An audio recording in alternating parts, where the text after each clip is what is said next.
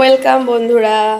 দেখো আমার কিচেনে, দেখো আমি রান্না করছি, মটন রান্না করছি। আমার মায়ের ফেভারিট মটন আর আমার মেয়েরও ফেভারিট মটন। ওদের দুজনের ইচ্ছাতে আজকে মটন আনা হচ্ছে।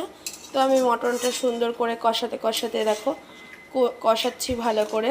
আর একদিকে দেখো, এই দেখো ভাতও রান্না বসিয়ে দিয়েছি। এ দেখো ভাতটা ফুটছেও।